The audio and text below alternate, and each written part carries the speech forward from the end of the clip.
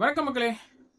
அமெரிக்காவும் இஸ்ரேலும் சேர்ந்து ஈரானை போட்டு அடி அடி அடிச்சிட்டு இருந்தாங்க. ஸோ இந்த அமெரிக்கா ஈரான் போர்னால பல நாடுகளை விலைவாசி ஏற்றம் கடுமையாக உயர்ந்திருக்கு. இந்தியாவிலையும் அதை கொஞ்சம் கொஞ்சமாக நம்ம ஃபீல் பண்ண ஆரம்பிச்சிட்டு இருக்கோம்.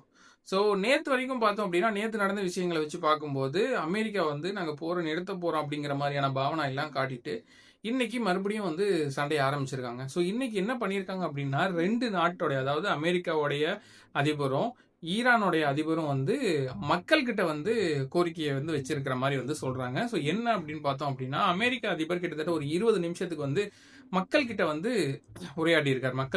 மக்களை மையப்படுத்தி மக்கள் கிட்ட கேட்டுக்கிற மாதிரி உரையாடி இருக்காரு. அதே மாதிரி ஈரானுடைய அதிபர் ஒரு 4 பக்கத்துக்கு தகவல்களை சொல்லியிருக்கிறதா சொல்றாங்க. ஸோ அது என்ன சொல்லியிருக்காங்க ரெண்டு தலைவர்களும் அப்படிங்கிறத ஒன் பை ஒன்னா பார்க்கலாம்.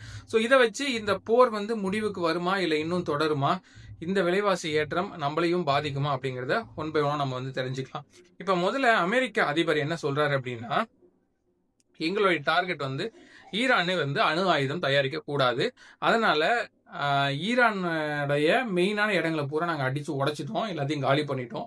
ஸோ அணு ஆயுதம் தயாரிக்கிறது, ஏவுகணை தயாரிக்கிறது, மிலிட்ரி பேசஸ், பல முக்கியமான இடங்களை ஃபுல்லாத்தையுமே அழிச்சிட்டோம். அவங்க கிட்ட எந்த மிசைல்ஸும் கிடையாது, எந்த ஒரு ஆயுதங்களும் இப்போதைக்கு கிடையாது. வெறும் சில ட்ரோன்ஸை வச்சு மட்டும்தான் பாவனா காட்டிட்டு இருக்காங்க அவங்க. அந்த ட்ரோன்ஸையும் நாங்கள் முடிச்சு விட்டோம். இன்னும் 1-2 வாரத்தில் கம்ப்ளீட்டா எல்லாத்தையுமே நாங்கள் வாஷ் அவுட் பண்ணிடுவோம். அது முக்கியமா சொல்லணும் அப்படின்னா, ஈரானை நாங்கள் ஒரு கற்காலத்துக்கு தள்ளி விட்டுருவோம் அப்படின்ற மாதிரி சொல்லியிருக்காரு. இதுவரைக்கும் நாங்க பண்ணதெல்லாம் தப்பு கிடையாது. ஈரான் என்ன பண்றாங்க அப்படின்னா, ஈரானுடைய அரசாங்கத்தை எதிர்த்து மக்கள் கேள்வி கேட்டாங்க அப்படின்னா, மக்களையே கொத்து கொத்தா கொல்றாங்க. கிட்டத்தட்ட ஒரு 45,000 பேர் மக்களை கொண்டிருக்காங்க கவர்மெண்ட்டை எதிர்த்து கேள்வி கேட்டதுனால. அதனால இப்படிப்பட்டவங்க கிட்ட அணு ஆயுதம் இருந்துச்சு அப்படின்னா உலகத்துக்கே அது ஒரு மிகப்பெரிய ஒரு அச்சுறுத்தல் தான். ஸோ அதனாலதான் நாங்க ஈரானை டார்கெட் பண்ணி அடிச்சிட்டு இருக்கோம். அவங்க எந்திரிக்கவே கூடாது. அவங்களுடைய அணு ஆயுதம் அவங்க கிட்ட அணு ஆயுதம் வரக்கூடாது. அவங்களுடைய ரிசர்ச் சென்டர், அவங்களுடைய ஆர்மி பேஸ் எல்லாத்தையும் போட்டு நாங்க அடிச்சிட்டு இருக்கோம். எங்க மேல எந்த தப்பும் கிடையாது, நாங்க ரொம்ப நல்லவங்க தான் அப்படிதான் பாவனா பண்ணிட்டு மக்கள் கிட்ட தான் ஒரு நல்லவன் அப்படின்ற மாதிரி போர்ட்ரேட் பண்ணி காட்டிட்டு இருக்காரு. ஸோ ஏன் அப்படின்னு பாத்தீங்க அப்படின்னா, அமெரிக்காவில் எங்களுக்கு அரசன் வேண்டாம், எங்களுக்கு சேவகன் தான் வேணும் அப்படின்னு சொல்லி அமெரிக்க மக்கள் பல இடங்கள்ல பல ப்ரொட்டஸ்ட் போயிட்டு இருக்கு. இது ஏற்கனவே போயிட்டு இருந்தது தான். இப்போ இந்த போருக்கு அப்புறம் இன்னும் அது ரொம்பவுமே உக்கிரம் ஆயிடுச்சு. என்ன பிரச்சனை அப்படின்னு பாத்தீங்கன்னா, அமெரிக்காவிலேயே பல இடங்கள்ல ப்ரொட்டஸ்ட், ட்ரம்ப்புக்கு எதிராக ப்ரொட்டஸ்ட் நடந்துட்டு இருக்கு. ட்ரம்ப் பண்றது எப்படி இருக்கு அப்படின்னா, ஒரு மன்னராட்சி காலத்துல மன்னன் அரசனுக்கு கீழே தான் எல்லாம் இருக்கணும் அப்படிங்கிற மாதிரியான நடைமுறைகள் இருந்த மாதிரி இப்போ ட்ரம்ப் நடந்துட்டு இருக்காரு. அதனால எங்களுக்கு அரசன் தேவையில்லை, எங்களுக்கு சேவகன் தான் தேவை அப்படின்னு சொல்லி மக்கள் ப்ரொட்டஸ்ட் பண்ணிட்டு இருக்காங்க. ஸோ இதனால ட்ரம்ப் இந்த மாதிரி நாங்க நல்லதுதான் பண்றோம், நாங்க எங்களுடைய பேர குழந்தைகள் எந்த பாதிப்பும் இல்லாம இருக்கணும் அப்படிங்கிறதுக்காக தான் நாங்க இந்த மாதிரி எல்லாம் பண்ணிட்டு இருக்கோம். ஈரான் ரொம்பவும் ஒரு கெட்ட நாடு. அங்க இருக்கிறவங்க எல்லாம் ரொம்பவும் ஒரு கெட்டவங்க, ரொம்ப கெட்டவங்க. அங்க இருக்கிற அரசு முறை சரியில்லை, ஆட்சி முறை சரியில்லை, அவங்க எல்லாமே ரொம்ப கெட்டவங்க. அவங்க நாட்டு மக்களே அவங்களை எதிர்த்து கேள்வி கேட்டாங்க அப்படின்னா அவங்க எல்லாம் கொள்றாங்க அப்படின்ற மக்கள். அந்த மாதிரி இருக்கக்கூடிய அரசாங்கத்துக்கிட்ட ஒரு அணு ஆயுதம் இருந்துச்சு அப்படின்னா அது உலகத்துக்கே ஒரு மிகப்பெரிய அச்சுறுத்தல் தான். நாங்க சண்டை பண்றது எங்களுக்கு மட்டும் கிடையாது, நாங்க ஒட்டுமொத்த உலகத்துக்கும் சேர்த்து தான் நாங்க சண்டை செஞ்சுட்டு இருக்கோம், எல்லா மக்களுக்கும் சேர்த்து தான் சண்டை செய்யறோம் அப்படிங்கிற மாதிரி அமெரிக்க மக்கள் கிட்ட மட்டும் இல்லாம உலக மக்கள் கிட்ட எல்லாருக்கிட்டையுமே உலக அளவுல தான் ஒரு நல்லவர் அப்படின்ற மாதிரி போர்ட்ரேட் பண்ணி பேசியிருக்காரு. அதே மாதிரி இன்னும் சில வாரங்கள்ல ஈரான் மொத்தமா காலி பண்ணிடுவோம், ஈரான்ல எதுவுமே இருக்காது, நாங்க கிட்டத்தட்ட அவங்கள கற்காலத்து லெவலுக்கு தள்ளி விடுறோம், கரண்ட் இருக்காது, கல்வி இருக்காது, அறிவியல் இருக்காது, எதுவுமே. அதாவது கிட்டத்தட்ட வீடு வாசலே இல்லாம குகைகள்ல மக்கள் வாழ்ந்துட்டு இருந்தா இந்த மாதிரி இருப்பாங்க, அந்த லெவலுக்கு நாங்க அவங்கள பண்ணிடுவோம், அது அவங்க கையில தான் இருக்கு அப்படிங்கிற மாதிரி அவங்களும் சொல்றாங்க. ஸோ இதெல்லாம் எதுவும் வேண்டாம், எங்களுக்கு நாங்க சமாதானம் ஆயிடுறோம் அப்படின்னு அவங்க இறங்கி வந்தாங்க அப்படின்னா நாங்க இதெல்லாம் சரி செய்யறதுக்கான வாய்ப்புகள் இருக்கு, எங்க மேல எந்த தப்பும் கிடையாது, ஈரான் மேலதான் எல்லா தவறும் இருக்குன்ற மாதிரி அமெரிக்க அதிபர் ட்ரம்ப் சொல்லியிருக்காரு. இன்னொரு பக்கம் பார்த்தோம் அப்படின்னா, ஈரானுடைய அதிபர் ஒரு 4 பக்கத்துக்கு கடிதத்தை எழுதி வெளியிட்டிருக்காரு. அதுல என்ன சொல்றாரு அப்படின்னா, நாங்க எந்த சண்டைக்கும் இது வரைக்கும் யார் வம்பு சண்டைக்கும் போறது இல்லைங்க, நாங்க எங்க இடத்துலதான் இருக்கோம், நாங்க காலங்காலமா ஆயிரக்கணக்கான வருஷங்களா நாங்க பாட்டுக்கு எங்க இடத்துல சிவனேன்னு தான் இருக்கிறோம். ஆனா அமெரிக்கா அப்படிங்கிறது கிட்டத்தட்ட ஒரு 250-300 வருஷங்களுக்கு முன்னாடி உருவான ஒரு நாடு தான். இது புதுசா முளைச்ச காலம், அதனால வந்து நாங்க எந்த சண்டைக்கும் போறதில்ல, எந்த வம்பு சண்டைக்கும் போறதில்ல. எங்கள வந்து போட்டு அடி அடின்னு அடிச்சிருக்காங்க. வரலாற்றை எடுத்து பார்த்தீங்க அப்படின்னா, நாங்க தான் அடி வாங்கிட்டு இருந்திருக்கோம். எங்களுடைய பாதுகாப்புக்கு நாங்க கொஞ்சோண்டு திருப்பி அடிக்கிறோம்.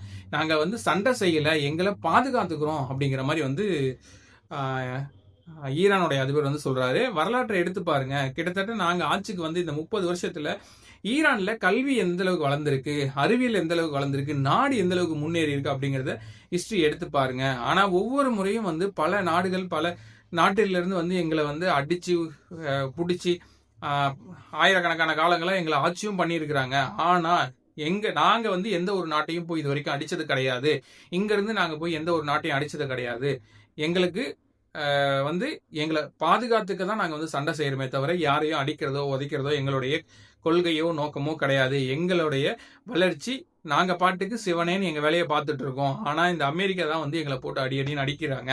அதே மாரி இஸ்ரேல் கூட சேர்ந்துக்கிட்டு வந்து எங்கள வந்து அடிக்கிறாங்க அப்படின்னு சொல்றாங்க. எங்களுக்கும் இஸ்ரேலுக்கும் வந்து சண்டை இருக்கிறது உண்மைதான். ஆனா இதுல அமெரிக்காவுக்கும் எங்களுக்கும் எந்த ஒரு இதுவும் கிடையாது. ஆனா இஸ்ரேல் தான் நடுவுல இருந்துட்டு அமெரிக்கா வந்து தூண்டி விட்டுட்டு எங்கள மேல வந்து போர் செஞ்சுட்டு இருக்காங்க. இதுல வந்து அமெரிக்கா வந்து சுயமா செயல்படல. இஸ்ரேலுடைய பேச்ச கேட்டுக்கிட்டு இஸ்ரேல் தான் வந்து அமெரிக்காவை எங்க மேல போர் செய்ய வச்சிட்டு இருக்காங்க. அதனால அமெரிக்கா நேரடியா செயல்பட முடியல. இஸ்ரேலுடைய பிடியில இஸ்ரேல் என்ன சொல்லுதோ அதை கேட்டுதான் அமெரிக்காவே செயல்படுது அப்படிங்கிற மாதிரி வந்து ஈரானுடைய தலைவர் சொல்லியிருக்காரு. ஈரானுடைய தலைவர் மேற்கொண்டு என்ன சொல்றாரு அப்படின்னா, அமெரிக்க மக்கள்கிட்டயே வந்து தன்னுடைய வேண்டுகோளை வைக்கிறார். அதாவது என்ன சொல்றாரு அப்படின்னா, உங்க மக்களுக்கும் அதாவது அமெரிக்கர்களுக்கும் ஈரானுக்கும் எந்த பிரச்சனையுமே கிடையாது.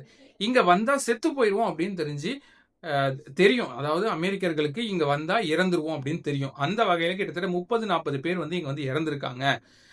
இதுக்கு காரணம் யாருன்னு பாத்தீங்கன்னா அமெரிக்கா அதிபர் ட்ரம்ப் தான். இங்க வந்தா இறந்துருவாங்கன்னு தெரிஞ்சே வந்து இங்க அனுப்புறாரு. இந்த அமெரிக்காவுக்கும் ஈரானுக்கும் எந்த பிரச்சனையுமே கிடையாது. இஸ்ரேலுக்கும் ஈரானுக்கும் தான் பிரச்சனை. இஸ்ரேலுடைய சண்டைக்காக அமெரிக்காவை தூண்டி விட்டு அமெரிக்கர்களை உள்ள அனுப்பி அமெரிக்கர்களை சாகடிச்சிட்டு இருக்காங்க. இதுக்கும் அமெரிக்காவுக்கும் என்ன இருக்கு? இந்த பிரச்சனைக்கும் அமெரிக்காவுக்கும் என்ன இருக்கு? எங்களுக்கும் அமெரிக்காவுக்கும் எந்த பிரச்சனையும் கிடையாது. நாங்க நேரடியா அமெரிக்காவுடைய சண்டை செய்ய போறது கிடையாது. நாங்க எங்களை காப்பாத்திக்க தான் நாங்க சண்டை செய்யறோம். நாங்க ரொம்ப நல்லவங்க தான் அப்படிங்கிற மாதிரி ஈரானுடைய தலைவர் வந்து பேசியிருக்காரு. 2 முறை வந்து எங்களை வந்து கூப்பிட்டு வச்சு பேசுறேன் பேச்சுவார்த்தைங்கிற பேர்ல எங்களுடைய 2 முக்கியமான தலைவர்களே வந்து அமெரிக்கா வந்து கொண்டிருக்காங்க. இதுக்கு மேற்கொண்டும் நாங்க வந்து அவங்கள நம்பி பேச்சுவார்த்தைக்கு போறதுக்கு நாங்க தயாரா இல்லை அப்படிங்கிற மாதிரி வந்து ஈரானுடைய தலைவர் வந்து சொல்றாரு. அடுத்தது ஒரு முக்கியமான விஷயம் என்ன அப்படின்னா, அமெரிக்கா இந்த போரை வந்து நிறுத்தல அப்படின்னா அமெரிக்க கம்பெனிகளை டார்கெட் பண்ணி அடுத்து நாங்க அடிக்க ஆரம்பிப்போம் அப்படின்னு சொல்லி ஈரான் வந்து ஏற்கனவே சொல்லியிருந்தாங்க. அந்த வகையில இன்னைக்கு பார்த்தோம் அப்படின்னா அமெரிக்க நிறுவனமான அமேசான் மேல ஈரான் வந்து ஒரு பெஹ்ரைன்ல இருக்கக்கூடிய அமேசான் நிறுவனத்து மேல ஈரான் வந்து தாக்குதல் நடத்தியிருக்காங்க. ஏற்கனவே ஈரான் வந்து சொல்லியிருந்தாங்க, அமெரிக்க நிறுவனங்கள் கிட்ட இருந்து நீங்க தள்ளியிருங்க. அதாவது மக்களுக்கு வந்து ஒரு தகவல் வந்து சொல்லியிருந்தாங்க. அமெரிக்க நிறுவனங்கள் கிட்ட இருந்து நீங்க தள்ளியே இருங்க. அதுல இருந்து 1-2 கிலோமீட்டர்கள் தள்ளியே நீங்க வந்து இருங்க. ஏன்னா நாங்க எந்த நேரத்துல வேணாலும் அமெரிக்க நிறுவனங்களை அடிக்கலாம், காலி பண்ணலாம் அப்படிங்கிற மாதிரி ஏற்கனவே சொல்லியிருந்தாங்க. அமெரிக்கா இதை தொடர்ந்தது அப்படின்னா அடுத்தது அமெரிக்க நிறுவனங்கள் அனைத்து மீளையும் இப்போ சாம்பிளுக்கு தான் ஒரு நிறுவனத்தை அடிச்சிருக்கோம். இதே மாதிரி அமெரிக்கா தொடர்ந்தது அப்படின்னா பல நிறுவனங்கள் இருக்கு இங்க இருந்துட்டு இருக்காங்க. இங்க எல்லா நிறுவனத்தையும் நாங்க அடிப்போம் அப்படிங்கிற மாதிரி ஈரானுடைய தலைவரும் சொல்றாரு. போரை நிறுத்துறது எங்களுடைய கையில கிடையாது. நாங்க சண்டைக்கு வரல. நாங்க எங்களை காப்பாத்திக்க தான் வந்து நாங்க சண்டை செய்யறோம் அப்படின்னு சொல்லி ஈரான் சொல்றாங்க. அமெரிக்கா என்ன சொல்றாங்க? போரை நிறுத்துறது எங்க கையில கிடையாது, ஈரானுடைய கையில தான் இருக்கு. அவங்க சரின்னு சொல்லிட்டு வந்தாங்க அப்படின்னா போரை நிறுத்திக்கலாம் அப்படிங்கிற மாதிரி இவங்க சொல்றாங்க. 2 பேரும் மக்கள் கிட்ட வந்து கோரிக்கை வச்சிருக்காங்க. இது வரைக்கும் இந்த மாதிரி நடந்ததே கிடையாது. 2 நாட்டுடைய அதிபர்களும் உச்சபட்ச தலைவர்களும் வந்து மக்கள் கிட்ட தங்களுடைய ஆதங்கத்தை வந்து வெளிப்படுத்துறாங்க. இந்த மாதிரிலாம் இருக்கு, எங்களுக்கு தான் அநியாயம் நடக்குது அப்படிங்கிற மாதிரி வந்து ஈரான் சொல்றாங்க. அமெரிக்கா என்ன சொல்றாங்க? இந்த மாதிரி ஒரு கெட்டவங்க கிட்ட வந்து அணு ஆயுதம் இருந்ததுன்னா உலகத்தையே வந்து அழிச்சிருவாங்க இவங்க. அதனால இவங்க கிட்ட அணு ஆயுதம் வரக்கூடாது, இவங்களை வளர விடக்கூடாதுன்னு சொல்லி அமெரிக்கா வந்து சொல்றாங்க.